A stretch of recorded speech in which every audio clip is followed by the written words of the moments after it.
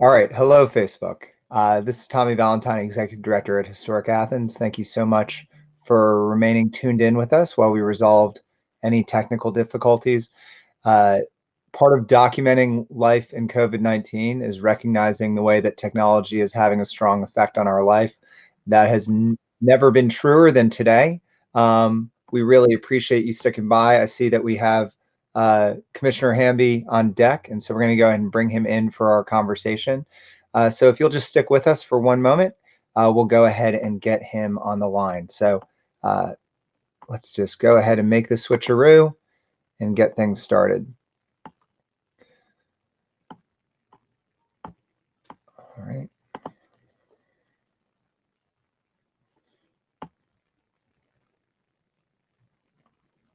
Hey, Tommy. Hey, Mike. Good to see you. Good to see you. Uh, Sorry, man. we did it. We did it. These technical, Yeah. it may be my fault. When I get mad and throw my computer out the window, that's probably not helpful. So, but anyway, That's okay. As long as you don't permanently break it, all's well that ends well. So, before this is all said and done, so, yeah, go ahead. I'm sorry. well, no. Mike, we want to thank you for coming onto the program today, and we really appreciate you sticking with us. So, let's go ahead and get right into this. So, Mike, we have two audiences for this program. One is today, the program here in 2020, the folks that are tuned in to watch us have this conversation. The other is a far off researcher. When this is all said and done, we're going to donate all 55 interviews to the Hargreaves Special Collections Library, the Heritage Room of the Athens Library. And so there may be somebody tuning in who hasn't met you, maybe 100 years from now. And so would you take a moment to just introduce yourself and talk about your relationship with the Athens community? Sure, I'll be glad to. My name is Mike Hamby. I'm currently on the Clark County Commission, Athens Clark County Commission, serving District 10, which District 10 encompasses all of Timothy Road out and goes down Atlanta Highway to Jennings Mill Road. Then comes, if you're coming back into town, everything on the right-hand side on Atlanta Highway is in my district, as well as if you go down Alps, take a right on Alps, Beechwood, and then cuts over down Baxter by the library and the neighborhoods behind the library there and into Five Points, a little bit of Five Points. I've been on the commission since 2009. I came to Athens in 1988. Got my undergraduate degree in social science education and a master's degree in instructional design and technology. It's funny how I got the instructional design and technology was causing us such a fit this morning. Um, um, so I ended up just staying here in Athens after college. Worked for a number of years during school at a little restaurant called Provino's. So it used to be over on Baxter Street. Now it's an MRI. Oh, yeah. And I tell you, I think I learned more from waiting tables and bussing tables and cooking at Provino's than I have at anything else. I enjoyed waiting tables. Um, so from there, I also went to work at as a stockbroker for a little while. During that time, they called them stockbroker. Now I think they're called financial advisors. So I learned a lot from that as well. But really wasn't cut out for me, so I went into selling wine. So that was cut out for me, and it still is cut out for me. But I enjoyed that quite a bit, and really enjoyed that. Then at the same time, I also started a small cleaning business. I did it to kind of earn some extra beer money, and it turned out to making enough to pay the bills off of. So I'm fortunate in that regard. It's been a good ride here in Athens, and I appreciate what Athens has done for me, and I hope in a lot of ways that I've been able to do a lot for it and for the people of Athens. Mike, as a historic preservationist who wishes that they could save just about everything, I will say I certainly wish we could still have a Provino's just so that I could eat my body weight in garlic knots, once a week. Oh yeah. Salad too. Yeah, the salad is great. That's right. Yeah. So Mike, I think that for some folks that don't pay a lot of attention to local government, there's a misconception that elected officials all have to come from really, storied, moneyed families, that, it's a place for the elite to reside. So I imagine for a lot of our audience, it's pretty encouraging to think of your journey starting out waiting tables, that time as a server, and now here you are as a county commissioner. Now, there was the time you spent doing financial advising in between there. Obviously, you've learned a lot as an entrepreneur, but can you maybe share a little bit about some of the lessons you learned as a server that are still relevant today in your time as a county commissioner? Well, yeah, that's a good question. Interesting question. I think you learn as a waiter. You know, you want to make sure people leave there happy. So as a commissioner, you certainly want to do what you can to resolve situations for people. Much like if you know if something if I mistakenly put in the wrong order, or if the cook dropped the plate of lasagna, it's going to be a little bit longer. So you need to be able to communicate well to the people at the table who are waiting on their dinner, saying, "Hey, I'm sorry, it's going to take a little bit longer. You know, your food went all over the floor, so we're having to prepare a new plate." So just having that communication kind of calms it a little bit and lets them know. You know, you don't want to keep them waiting without some sort of update on where you are in the process. And I think the same applies to the commission as well. Always try to be able to communicate what it is you're doing and how it is you're doing, and if their dinner is going to be late, or if Yeah, this yeah. or if the problem that you're trying to work on as commissioner is taking a little bit more time than you thought it would. So Hmm. that standpoint, but always, you know, just always try to also recognize that, you know, the customer's there to visit your restaurant, and they want to have a nice experience, and they want you to, you know, to be attentive to their needs. And I think as a commissioner, I hope I've done that as well during my time.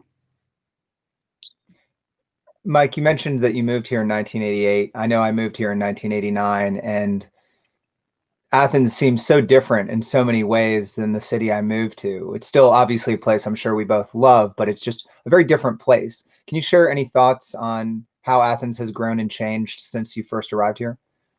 Yeah, sure. It certainly has. And, you know, you can obviously look downtown to see how the downtown has grown, and more people living downtown. You can see it in our infrastructure and the roads. And, you know, when Provino's used to be a 4-lane road over back when Provino's was there. So Baxter used to be a 4-lane road. And it was always hard to maneuver, so it switched over to a 3-lane with bicycle lanes on each side. Mm.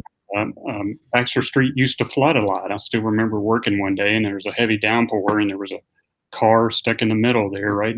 What used to be Da Vinci's was right next door to us, and the car was stuck there, couldn't get anywhere. And since then, we've fixed the flooding problem on Baxter Street. Mhm. But I also think I think now too you see a more engaged community, probably social media has helped with that, become more engaged, which I think is a good thing. You know, the more engagement, the better decisions we're able to make. So there's that part of it, and you know, it's I think the way we go about shopping and visiting retail, I mean, has changed obviously. I, you know, and it seems like that's the new challenge before us. How is after this virus going to impact our economy, and what's how Mhm. the new economy going to work? Because you do go through these changes over time, and it's understandable. But going through the changes, you certainly want to make sure, going back to what I said, the needs of the restaurant customer or the needs of your constituency are being met, and met in a good, fair way. Mike, I realize that we got off to an unusual start with today's broadcast to get everything connected. I want to make sure we're being conscientious of your time because I know a commissioner's life is never done. I'm sure just while we've been talking, you've probably had over 300 emails arrive in your inbox. Um, uh, I also want to make sure that we're taking care to document your side of this story as best as possible. So, do you have a sense of How much time do we have with you today? Should we try to get you out right at 2 o'clock, or do we have a few minutes to Yeah, play with after that? we've got a few minutes. Yeah, I'm glad to Okay. how much you need. Okay, great, great. We won't overstay our welcome. I just want to make sure we're getting this all in context. So, um, Mike, at some point you woke up and realized I'm going to be a county commissioner, or I'm going to run for county commissioner. I guess it wasn't until after the election was over you realized that you were going to be a county commissioner. But uh, what set you on that journey? I mean, there's still a big jump between entrepreneur like you described and county commissioner. What made you make that leap? Well, I also during the times I was working as a wine salesman and as a waiter and other things, I also did a little bit of work on different campaigns around town, as you did. I remember, Mhm, mhm. and you know this, working on campaigns, you learn a lot about the community. You meet so many interesting people and so many new people. And having worked on campaigns in Athens, you do see some of the things that are going on, and you learn about about all parts of Athens, which I think is a good thing. I always tell people if you ever really want to know about Athens or get involved in Athens, then get involved in a campaign because you will learn so Yeah. much about it, as you well know. So I'd worked on some campaigns and did that for a while, and I think that helped me transition into running for a commission, and I just saw a Mm. need at the time to do it. So I jumped, put my hat in the ring, and Yeah. I've lost a lot of hair since then, which is why I've got my hat on. I didn't want to kill everybody with my large forehead, but that's helped out. No, it's been I actually think maybe the most memorable political ad I've seen this season was you comparing the size of your current forehead with your baby's forehead. So, Like you that. know, all I have is forehead. My forehead literally just goes until it hits my back. Mike, I want to share a comment that I've seen in the comment section here. For those of you that are just tuning in to our conversation with Commissioner Hamby, if you have a question or comment, you can share it below and we can include it in today's dialogue. So, Athens legend Milton Leathers. Milton, we thank you so much for tuning in. Milton said, how about a reunion of Athens people who are former servers? I mean, who served for a long period. We all know dozens of them. They're some of the kindest and most thoughtful people in town. Capable servers seem to become the best kind of citizens. So thanks for sharing that, Milton. And Mike, thanks again for sharing the ways that that experience taught you patience and consideration of others. And I'm sure those are things that still come in handy today as county commissioner. Anything you want to say in response to Milton there? No, Milton's a great person, and yeah, I hope you've had him on. I don't know if you're planning on having him on one of these or not, but he could tell some good stories. And Milton, Yeah, we got to get Milton on. Milton is, my Milton tunes in frequently. Milton, I hope that I'm not sharing this story out of turn, but Milton called me shortly after I got hired for this position, and our first conversation went so long the cordless phone in the office died. So no one can tell a story quite like Milton Leathers. So we'll have to figure out a way to try to have him on. and better Mike, you get Milton and Cammy. Cammy's Milton's wife, and get them on together. Cammy's funny too. So absolutely, we'll get him on. I'll get out of the way. All right. So, Mike, uh, one last question, just kind of in your origin story here. So, you're right. Working on local campaigns can be very empowering. It can be very informative, pulls back the curtain a little bit, makes you realize that government does and doesn't work the way you thought. Still, though, I mean, the average campaign I see, you have dozens of people working, and not everyone does make that leap to run themselves. For you, was it a sense of duty? Was there a certain issue you were really fired up about? Was there just a sense that you could do the job? What really led you to fill out that form and qualify? I think probably a little bit of all of that, Tommy. I did feel a sense of duty and feel like I had some ideas about where Athens could go and what I'd learned from working on campaigns and how we could get there. I will say though that being a commissioner is a lot different than working on campaigns. I always, in a lot of ways, I enjoyed working in the background on campaigns and helping the candidate get to where they wanted to go because I knew those candidates were going to do some good things for Athens and the community. So that's been a little bit different, especially being on the commission. You've seen commission meetings, and it's a lot of times, Mhm. times issues that come up, and you've seen some of the issues like with historic preservation and zoning issues and Mhm. things that I hope it's it's um, it's a little bit different than working in the back in the background. Mhm. You're out there and Sure. you've got sitting behind the rail and making some comments and making decisions. So I don't take that lightly, I guess, is what I'm trying, Mhm.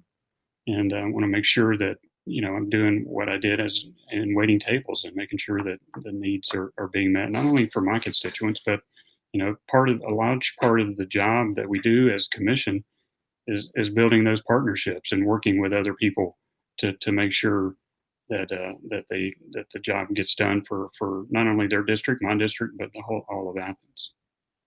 So Yeah, thanks for sharing that. And I do think that frequently what we hear from county commissioners is that the job tends to be a little bit different than what folks think of it as. Eh, do you think that there are common misconceptions about the Athens Clarke County Commission or the role of county commissioner? well, I don't know if there's misconceptions because perceptions, people's perceptions are what it is, and so certainly if there's misconceptions, that's probably our fault that there are misconceptions. But certainly the job of commission, there's a lot more hands-on work, I guess, so to speak. There's a lot of individual needs that people have, like with stormwater, or like with their garbage getting picked up, or like with potholes. There's a lot of not sexy sort of stuff that we work that we work on that would bore anybody to death. But it's interesting to me because and it means a lot to me because somebody, if you get a pothole fixed in front of somebody's house that's on a public street, that means a lot to them, and Right. and that's what I think is a rewarding part of the job, is for us to be able to fix things like that and to do things like that and to show that government's there to be responsive and to address your concerns, whatever they are, or however big or however small they may be. Yeah. So yeah. Now, Mike, while a moment ago when we were talking about Milton's question, he suggested a reunion, and I didn't pick up on that because this is not the easiest time to hold any kind of event. I do want to point out Michael Smith jumped in the comment section to say we dodged their question. So here we go again. Typical government. We're just hiding from the question of the server reunion. But it's a good segue, Mike, because one of the reasons I didn't ask whether we should have a server reunion is that we're living in strange times. This is a difficult time uh, to talk about anything, and I know that I've seen, and just on my Facebook feed, weddings canceled, high school reunions canceled, funerals having to be held remotely. So why don't we take a turn to talking about the specific moment we're in right now in May of 2020. So, how has COVID-19 changed the way that you approach this job that we've just discussed? I think it's changed in a lot of ways. I mean, certainly it makes it harder to shake somebody's hand when you meet them, which is an important part Mhm. of being a commissioner, an important part of any sort of day to day thing. I mean, when you meet new people or see somebody you haven't seen in a while, you kind of want to shake their hand or give them a hug or do whatever. Yeah, It's been limited on that. You walk around in a grocery store; it's hard to recognize people sometimes with the mask on, and that could be good or bad. Sometimes you can sneak into a yeah, grocery store and I haven't combed my hair or whatever hair I have left or whatever. But having the mask, the meetings are certainly a little bit challenging for me. They have been just because I like the interaction that you see when you're together.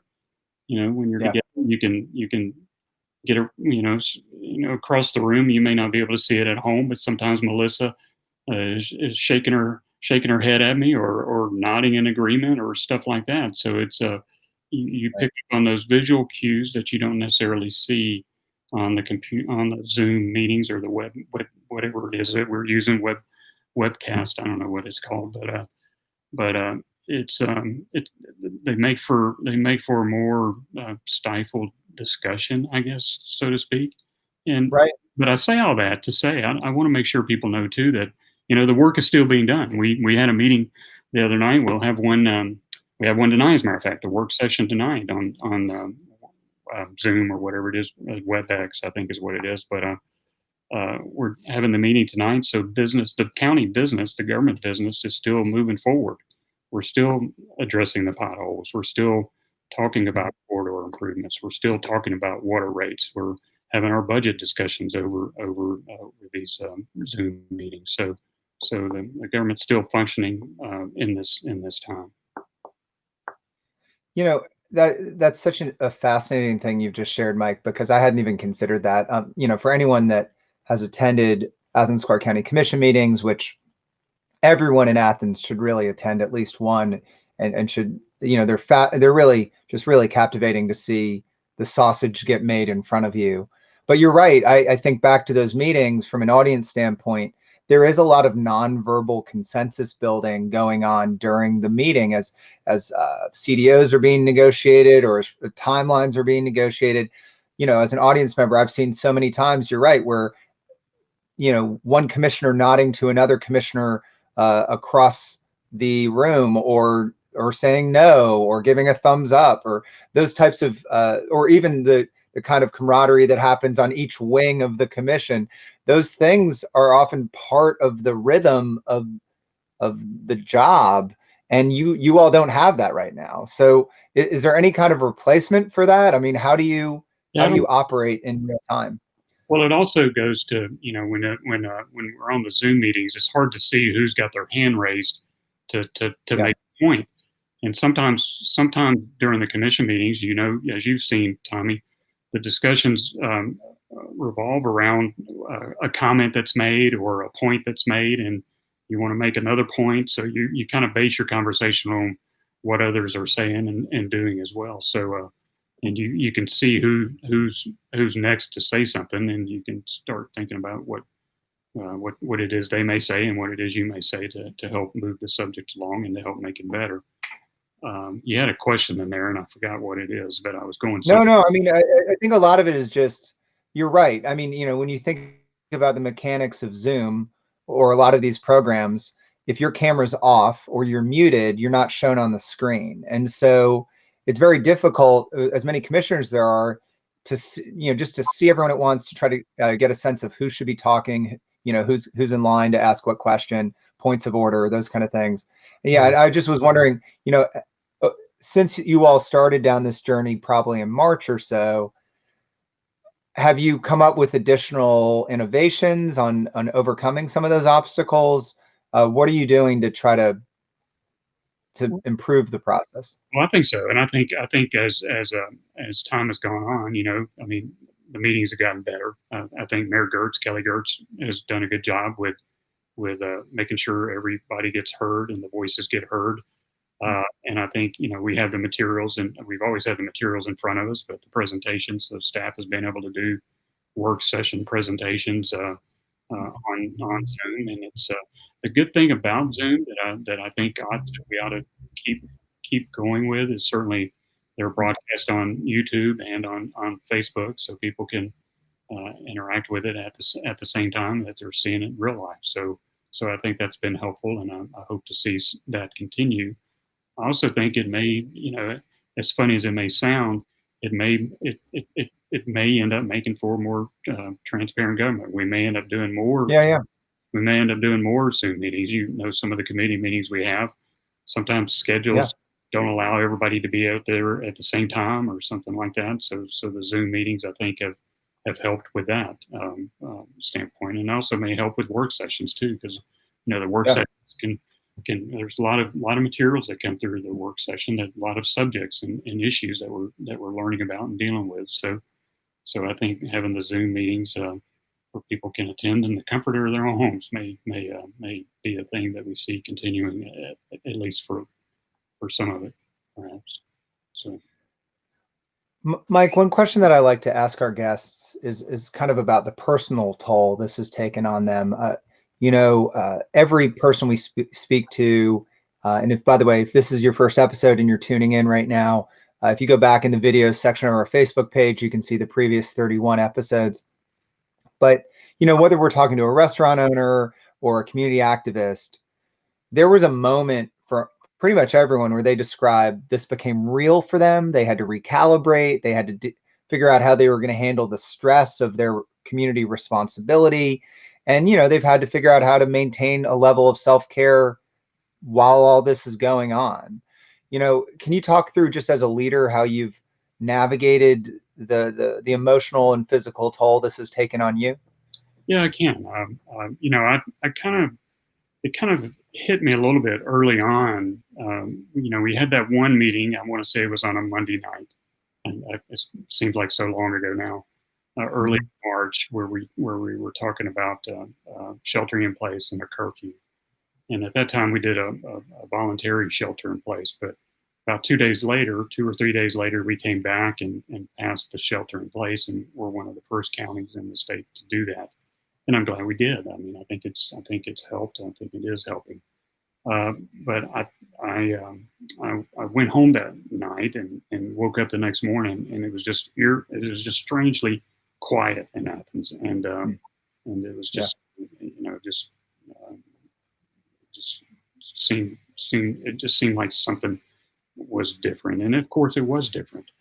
But also, I think, and the more I read about the virus, and the more it impacted people who are older, people who have a compromised immune systems, that kind of hit there because unfortunately, I fall into one of those categories Mm. as somebody who lived through cancer a number of years ago and heart failure just a little bit recently as Mm. a result of a virus, as a matter of fact. Uh, Wow. then it kind of makes you realize that everybody should just be careful and look after one another and do the right things when we're trying to all protect each other, not just yourself, but protecting each other. And I think our community's been good at looking at it through in that way. And I hope we can. I hope after this virus, Tommy, that we can continue to look at things that way. Let's see what we can do we were able to do it during the virus to look after one another, to protect one another, and let's see how we can continue that sort of theme and that sort of service, if you will, uh, Yeah, as the virus leaves our community, and I'm hopeful that it will. absolutely. Yeah. Stick with me, Mike. One second. I'm just going to close this door. One sec.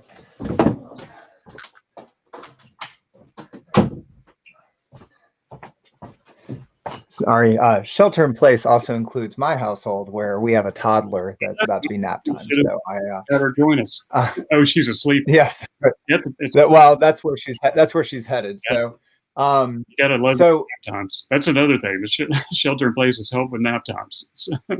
that is helping nap times. That's for sure. Yeah, she just went out to with my wife to, I'm sure with proper social distancing protocol, but to go walk around at a park, one of the newly reopened parks, Good. and then I think she's headed back this way. Um, so Mike, I want to just ask another thing here. So shortly after you all passed the voluntary shelter in place, and then some of the initial steps you took, we were asked, Historic Athens was asked to contribute a segment to the local NPR affiliate about the history of quarantines in Athens, Georgia. And so we did a short piece, and during the research for that, we came across the way Athens responded to the 1918 flu, the Spanish flu. Yeah. And it was really bizarre and fascinating to see how much that moment echoed this moment, in that Athens moved faster than its surrounding counties. As a result, the citizens of Athens seem to have fared better than the residents of surrounding areas. It was a point of pride that the Athens newspaper pointed out. The Just like today, they were trying to stay on the cutting edge of what was going to help people as much as possible. So I remember I was amused to find out that the mayor had passed a rule outlawing spitting in public during the 1918 flu. Um, but it was so interesting to see kind of history. They say history doesn't repeat itself, but it rhymes. And it was interesting to see Athens respond then, very similar to how Athens responded now. Do you have any thoughts on why that might be? Why is Athens the type of community to take things on that way? Well, I think I would think then, as it is now, that we have a lot of people in Athens who care about Athens, who care about one another. I hope that's the case, and I Mhm. think in as it was then and is now, that you do things to demonstrate that and to show that and to make sure that Athens stays strong, and you have to take those actions, like allowing no spitting, or wearing masks, or sheltering in place, whatever it is, Mhm. to make sure our community stays a strong community, but but that the people in Athens remain healthy, because we recognize that, without a healthy community, we're not, that's not going to do anybody any good. As if your neighbor's not doing well, then it's not going to help the community at all. Yeah. So I think it sounds like back then they had the same approach that we do now. We care enough about Athens to want to make sure it's protected. Mike, I want to ask a question, and I'll ask it as sensitively as possible, and I hope I'm not putting you in an awkward spot. If so, we can move past it. But one thing in reading about that 1918 flu that was clear was that was a time where cities were free to, or much more free to pass their own local protections without as much complications from the state level. And I know that all of you, as members of the commission, have had complicated ways of determining messaging and policy in the Athens Clarke County area versus the state area. If somebody's watching who's been confused by that process, or who is trying to decide what they're really supposed to do right now, what's required, what's not required, can you either A, walk us through a little bit of how that works, the state versus city relationship, or Sure, B, maybe just give some clarity on what people should do right now? sure. Well, certainly the governor has issued an order. There is still a shelter in place order for, I think it's people over 65, or people with compromised immune systems. And the governor, in his order, made it explicit that local governments cannot override his order. So if his order allows for retail establishments to be open with a reduced occupancy load, or if restaurants can be open for indoor dining with reduced seating capacities, then those are the orders that we're having to follow at this point in time here in Athens, Hmm. and other local communities are as well across the state.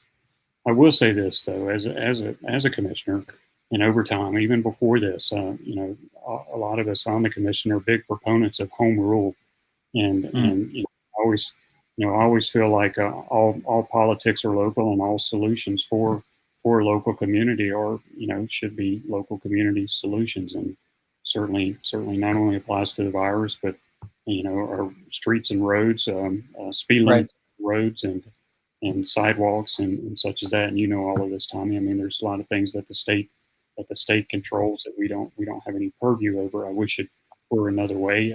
Certainly, if the state is going to have some control over the health and welfare of a community or of local governments, it's my opinion that I wish they would expand Medicaid to offer those that need the. This is a health crisis, so let's find ways to where we can address not only the health crisis during this virus, but after this virus is over with. We haven't done a good job of addressing it before the virus, so hopefully this will help us see how we need to address it during the virus and after the virus as well. And Medicaid expansion will help not only do that, it will help us not only here in Athens, but across the state as well. So I would say if the state is making these decisions for local communities, then please listen to the local communities and addressing some of the needs that they need in order not only to address Right. the course, but others as well. So does that Thanks for saying that. Yeah, answer your I question? think that no, that's very helpful. I know it's I mean, it's tricky. I know that the Athens Clarke County Commission has to partner with the state on a lot of different things, and there it's an interwoven relationship. But also, Yeah. uh, you know, as you said, beyond politics, it's one thing that I hear both folks that are on the left and on the right tend to agree on is that our local municipalities should have more control to govern themselves. Um, uh, Mike, I don't want to take much more than about 10 more minutes with you, given how busy you are. Very briefly, I just need to thank our annual sponsors, and then we'll move into kind of the last round of questions here, if that's okay. Very briefly, I'm just going to show this on screen. First of all, as I mentioned at the top of the program, each week we are fortunate to have a different weekly sponsor that is making this program possible. This week was the Dan T. and Sarah Weish Conan Fund at the Athens Area Community Foundation. So we want to make sure we thank that fund and then also the Athens Area Community Foundation for helping us continue this discussion. The folks you see on screen here, these are our annual sponsors. These are the people that keep our lights on throughout the year, keep our staff employed. What you don't see here is also hundreds of names of individual Athens citizens that are donor members. And so if you'd like to become a donor member, that's very important right now. We are a 501c3, so we rely on community support to keep going. Thanks to the Athens area's generosity, we've survived for about 52 years. We hope we can go another 52 or more. And so if you'd like to become a donor member, you can do that at historicathens.com. Memberships start at only $5 a month. And so we'd love to have some members there. At 2 o'clock each day, so it's already started, but you can double back and catch up. At 2 o'clock each day, the Athens Welcome Center, which we operate, their staff has been hard at work welcoming people around Athens in different ways. So you can see on screen here, there's a list of on-site virtual interactive tours and workshops. The workshops are live from the Welcome Center itself. And so we're really proud of the programming they're doing over there. We encourage you to visit and follow their Facebook page so that you can see more. Today's interview, as we said, is one of 55. I'm just quickly flashing on screen.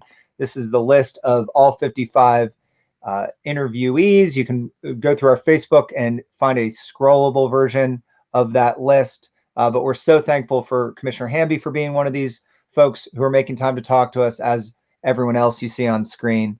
It really is very generous of all of these people to make themselves available to us. And then one last thing, I'm just going to flash on screen here. Sometimes people ask how they can support us. If you right now visit our Facebook page, you can see a link. We just announced we have partnered with Satisfactory Printing to offer some limited edition historic Athens t-shirts, one for Boulevard Historic District, Rock Springs Historic District, and famous buildings and landmarks of Athens. And so all those proceeds help to go benefit our nonprofit, and we really appreciate the artists and Satisfactory for helping make that possible. So I'm going to go and pull that off screen and get back to our discussion. But thank you so much to everyone who is supporting us. So Mike, I want to bring up two questions here from the audience, and then we'll go through some of the last questions I had for you. First of all, Okay. Stephen Hollis said, thank you both for this post. Stephen, thank you for tuning in, and we really appreciate all the work you do in the community. Mike, Milton threw in a question here. Years ago, high school students used to come to sessions to see how government works. Such attendance lately seems to have dropped off. Is that true? If so, too bad. I know I'll say, Mike, before you answer that, what I've been really impressed with in recent years is how much our local high school journalism departments have stepped up, and the way you see Odyssey and Blueprints really engaging with the commission. Can you comment at all about the relationship with young people and the commission these days? Yeah, you're right, and certainly Odyssey and Blueprint have engaged the commission quite a bit. We also see a lot of scout troops come through the meetings as well.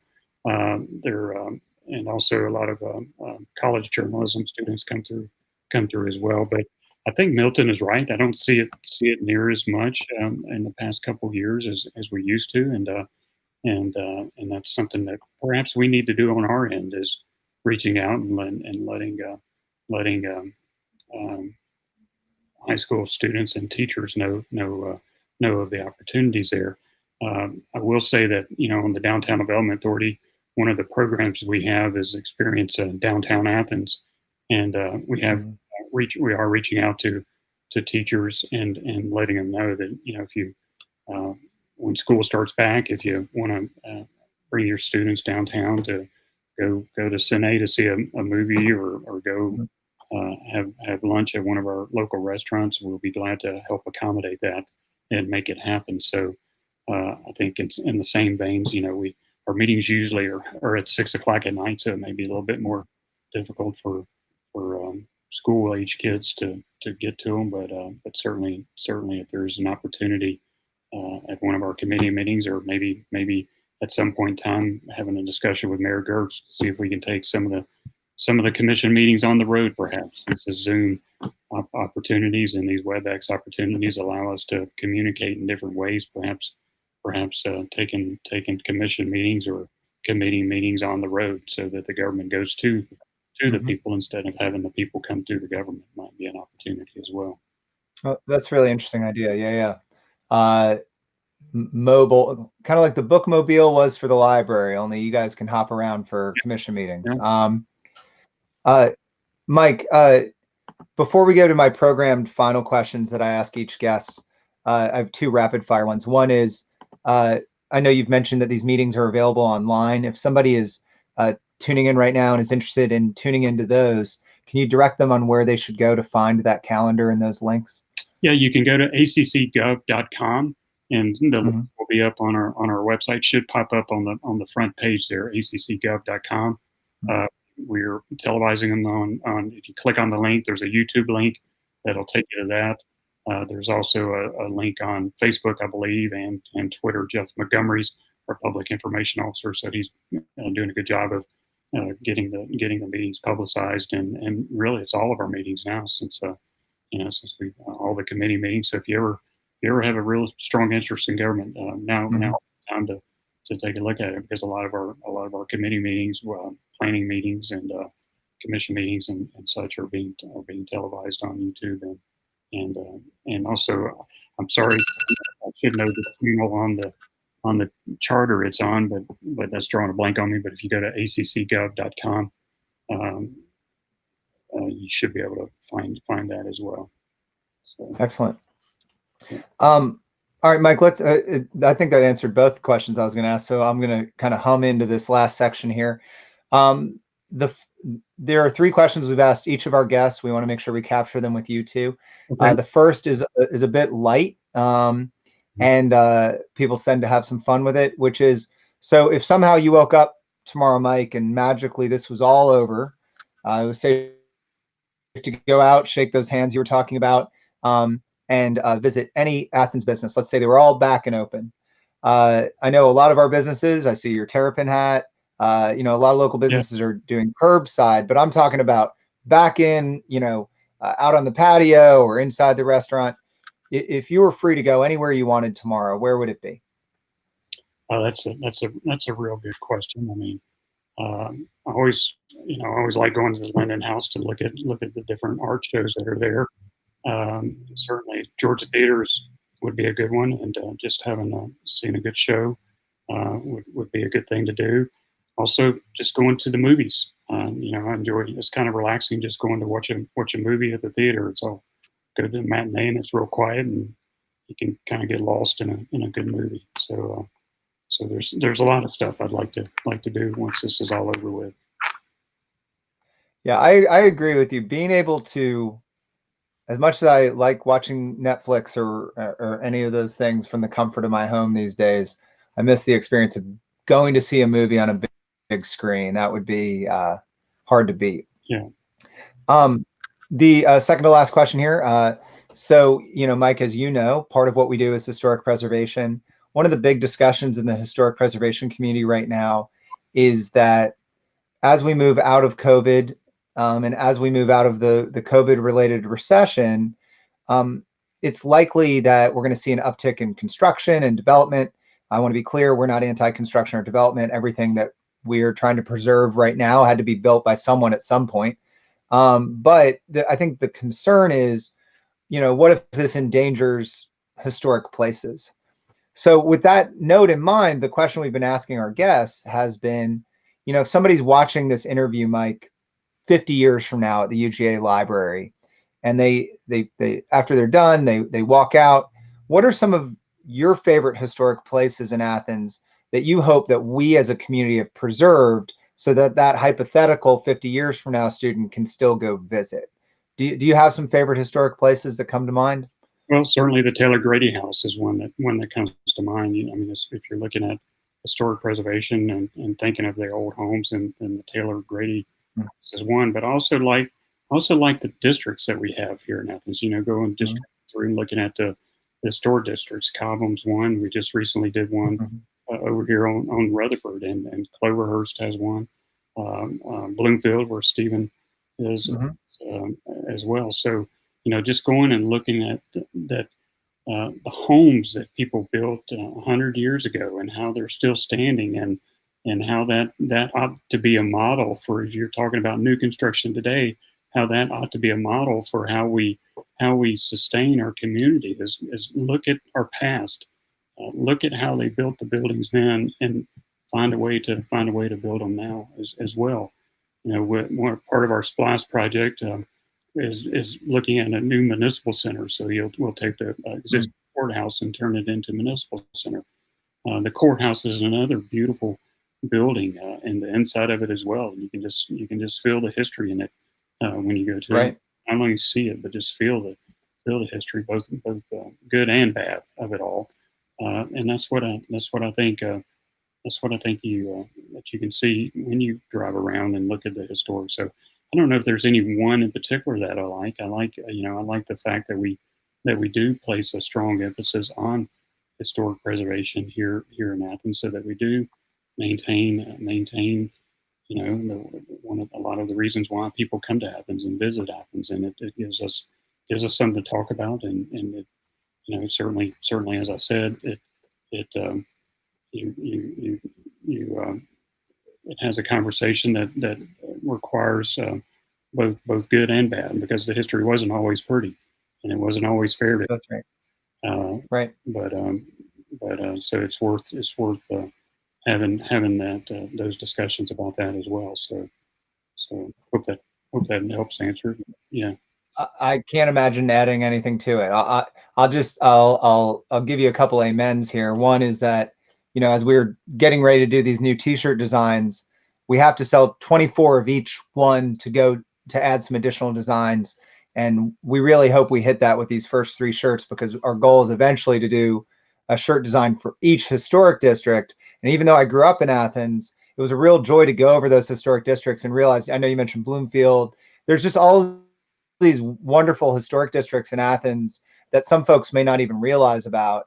And then also the Athens Welcome Center, Monday, Wednesday, and Friday, when they're doing their live casts, they Michelle Wynn, the interim director on Monday, Wednesday, and Fridays, has been visiting the National Historic Register sites, or National Register of Historic Places sites, and there's 59 of them in Athens. I mean, there's so much history Well, here. I also appreciate the note you said about equity of history. That's important and two, too. Tommy, when you look at the buildings and when you look at districts, and we try to do this, and I try to do this on the commission, it's easy enough. We could Mm-hmm. where you see a lot of communities will tear a building down and put up a poster board or a placard about what used to be there. That's Yeah. all well and good, but the buildings tell a story. Each building, Right. Morton has a story to tell. Linden House That's has a right. story. And all the buildings have both, like I said, a good and a bad story to tell. So let's let people hear the stories and learn from the stories. Absolutely. Thank you. Yeah, that's great. As Fred Smith always says, let's tell the whole story. So let's tell the whole story. So, Mike, concluding today's story, this is a very open-ended question, but if somebody's tuning into this interview 100 years from now, what would you want them to know about Athens in this moment? I'd like them to know that, Athens and Athens, I believe, stood together on this. I believe Athens and the community of Athens, the people of Athens, have risen to the challenge of making sure that we stay healthy and that we stay strong as a community. And it's been challenging, it certainly has. I mean, you've been wanting to get out, I've been wanting to get out, everybody has. But I think Right. at the end of the day, I hope history will judge Athens as being one decisive as a community, and knowing that we needed to protect ourselves and our neighbors and our older population, that we were decisive in helping to protect them, and that we were decisive once we leave this crisis. We were decisive not only during the crisis and trying to help support our small businesses any way that we can, be it through takeout, takeout every night if Right. that's available, or but also after the crisis is over with, to make sure that we do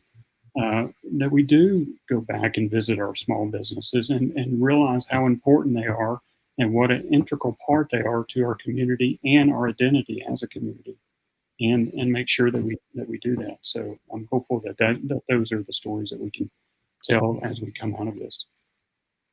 Great. Well, I'll conclude with one last comment here, Stephen. I'll try to get to your questions separately, but uh, Stephen just said, I agree. I agree, Mike. We've done pretty well, especially with the lack around of us in the state.